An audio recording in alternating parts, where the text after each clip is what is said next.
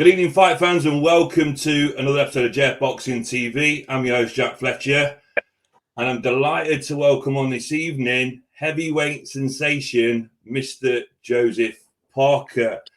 Joseph, it's a little bit belated, but Happy New Year. How are you? I'm very good. Firstly, the last fight I had was a good fight.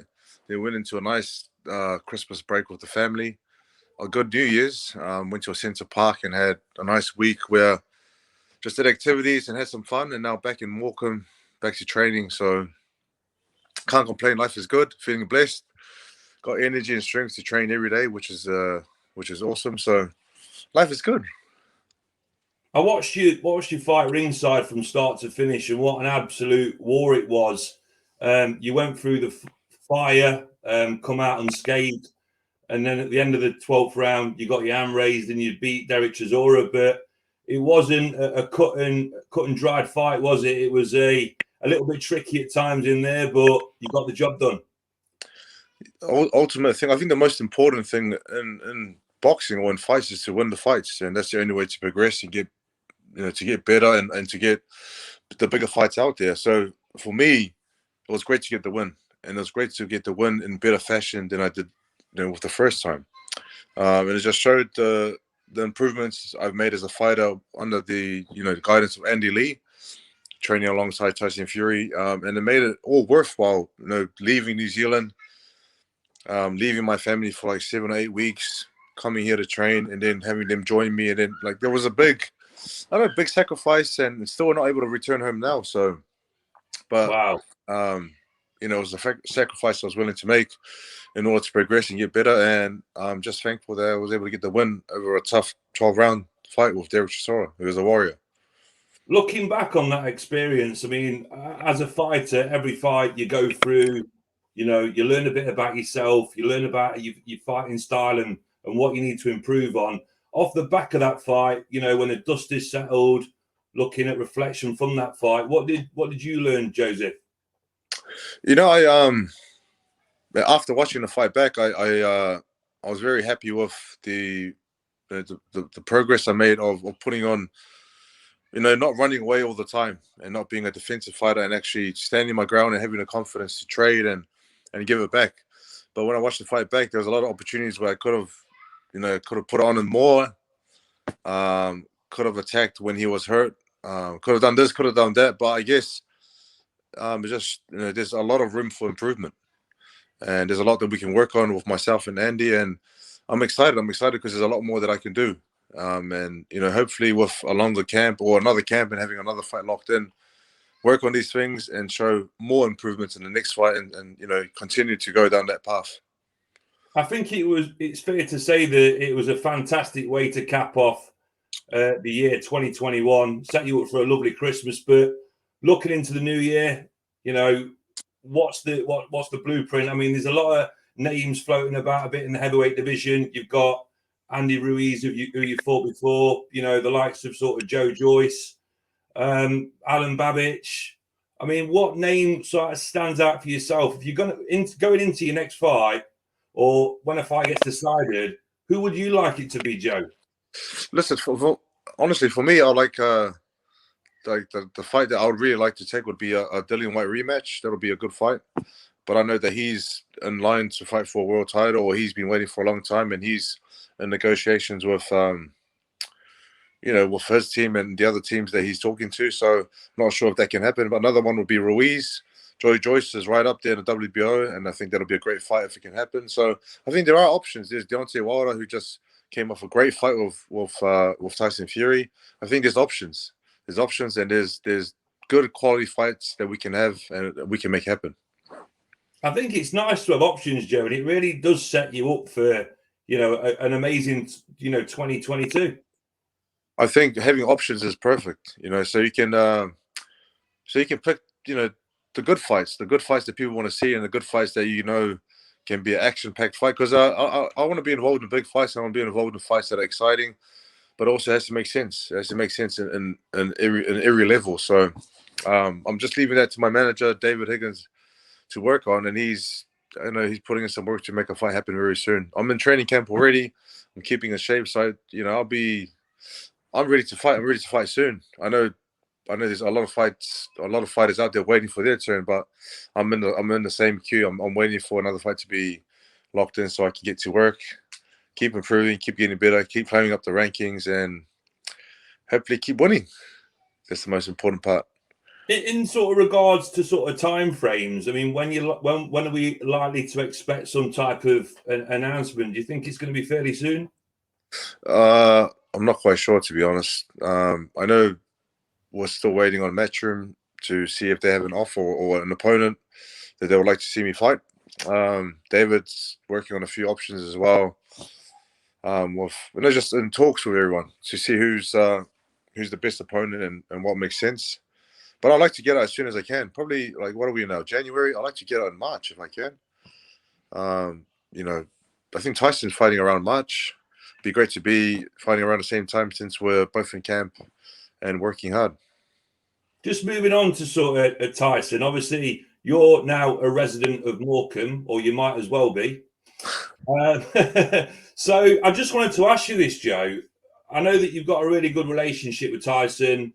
You know, we're seeing posts on Instagram, body sparring, you know, banter, having fun, out in the mountains, training, that type of thing. But how did this sort of, you know, brother, you know, this relationship between you and Tyson sort of transpire?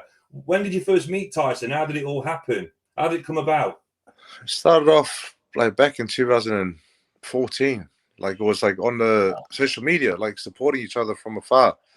I think he saw that I was fighting good quality opponents from the beginning of my career, and I was following him, and the team that I was with was following him closely.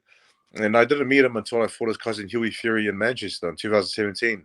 And I think from then it was just we just grew this great friendship that we have. And he really looks after me. He's very genuine, and it looks after me like we're pretty much like family, you know. So it's the great thing is there's two top heavyweights training alongside each other. But I'm learning a lot. I'm learning a lot from just being around him and training with him. I was just going to come to that. Obviously, you're training with the heavyweight champion of the world. Kind of, what have you picked up in terms of kind of skills, abilities, attributes, and what is it bringing to you as a collective boxer? Yeah, just the way I had to talk today. We've both had the same amount of fights. I just feel like he's got a bit more experience. Maybe just, I don't know, being a pro longer, or he's seen more. I'm not quite sure. But probably the main thing that myself and I'm sure the others that are training here can agree is that his mindset is a lot different to anyone that I've come across. You know, he says, "I'm going to do this," and he does it, or "I'm going to beat him," and he goes and does it, or he, just there's no stopping him in his mind. In his mind, is like he's on another level in terms of mindset. So the focus is there, the determination is there, and you, Joseph, yourself, you know, your end goal is to be on that path to be a world champion. Do you truly believe in your heart of hearts that you can get there within the next, say, 16 months? I truly believe that I can become world champion, but I know that takes a lot of hard work, but you got to step at a time, fight at a time, one fight at a time. And I truly believe that I can, because I have a strong passion and love for the sport. I'm really enjoying it. Honestly, I'm in a great place in terms of physically, mentally, as a fighter, and as a person, as a father, as a son. Everything's just perfect, and so I feel like I'm putting in some great work, and I'm ready to go out there as soon as I can and put on another good performance, a better one. You did mention, Joseph, in the post-fight press conference when the media were asking you questions, and you told me at that point you'd not been home yet. So have you been stranded in Morecambe ever since? Yeah, listen, I was here 9 weeks before the fight, and after the fight, been back to Morecambe ever since. Went away for a week at a Centre Park, Woburn Forest, nice getaway, but back to Morecambe. So we're here because we're not able to get home to see our family, our friends, and be back at our own house. We're making the most of the opportunity, being here together as a family, but also putting in the work and just what I'll be doing at home would be the same thing, training hard, but I got a good setup here and a good environment and training alongside Tyson and got Andy Lee not far from here, in Ireland. So listen, it's even though we can't get home, it's a blessing to be here. Just talk to me a little bit about what Andy Lee brings to the table. Obviously, you've had various trainers throughout your career, but how does Andy Lee differentiate from sort of trainers in the past, and what have you learned from Andy Lee? Yeah, I was with Kevin for about 8 years, Kevin Barry in Vegas, and we had a tremendous relationship, and we still have a great relationship now, and we achieved a lot together. Made history for New Zealand and Samoa being the first champion. I think I just needed something fresh and something new. And, thanks to Tyson for hooking me up and suggesting that I work with Andy. I think Andy, just a great teacher, and I learned a lot from him, in the first camp. And I know I wasn't able to show a lot that we were working on because it was the first time we worked together. It wasn't the longest camp. And I think with the second camp, we saw a massive change in my approach with the fight in terms of, a little bit different style, but also a little bit different in the mindset. And, he just, I enjoy working with Andy. We click very well. I think you demonstrated in that fight, Joe, that obviously your punches more spiteful, you was more aggressive, you was coming forward, and you was planting your feet a lot more, and you could see the difference in power. You was really loading up those shots, but they were very powerful shots as well. And working with Tyson, working with Andy Lee, you've not even reached your full peak yet. We're going to see a lot more from you, Joe. I think there's a lot more to give, and there's a lot more that I can show, and that's why I'm very excited for the next fight and for future fights. And there's still a lot. We did a lot of learning, from Andy, and he's been showing me this and showing me that. But there's still a lot more that he can show me. He just didn't want to confuse me and show me everything all at once. So, but we saw little improvements in the second fight, and I'm sure with the next fight there'll be more and more improvements. But that's what makes me want to get up in the morning and keep training, keep putting in the work, because I know there's a lot more to give. You're an amazing fighter, but being sort of self-critical of yourself at this point in your career, what do you believe that you probably need to improve on a little bit? I still need to improve on the finisher, like finishing fights, and not letting my opponents survive and going into the next round or giving them opportunity to come back. Or still need that. There's another step that I need to take in order to finish fights off. Do you think that's more of a power kind of scenario, or more a timing scenario, or a little bit of both? I think a bit of everything: power, time, but also aggression. And still, there's a lot more that I can work on in my mindset. Being a nice guy isn't. You never win fights being a nice guy. So there has to be a switch in the ring. So when you're in the ring and you're kind of fighting the likes of Dom Chisora and the fighters, you are probably the nicest guy in boxing. I know a couple of nice guys. One of them's Anthony Croller, and the other one's yourself. Do you ever get to a point where you're absolutely thrashing the guy in front of you and you're thinking, I might need to take my foot off the gas a little bit, or are you still in killer mode at that point? See, I don't even think I've reached killer mode yet, and that's something that I think, if I'm being critical of myself, that's what I need to work on. And I would like to finish fights. I like to finish fights with good KOs. That's what everyone wants to see, and that's what as fighters, that's what we like, because obviously a good knockout is something that you can add to the reel, and then also it's an earlier night, and you can go home and enjoy time with your family and friends. I think it's fair to say as well, Joe, since you've spent more time in the UK, you're developing a great fan base over here. Oh man, it's crazy. Coming from New Zealand, how many people we have? Nearly 5 million. And then coming to the UK, a massive, how many players? Close to nearly 70 million here. And I'm very grateful to come here to another country and have the support, and be very welcomed and have the love, especially here in Morecambe. There's a lot of support here, but I'm sure everywhere I go, like say Manchester, London, went to Centre Park, there's been a lot of support, and I'm very thankful to the people of England for getting behind another person from another country and supporting me.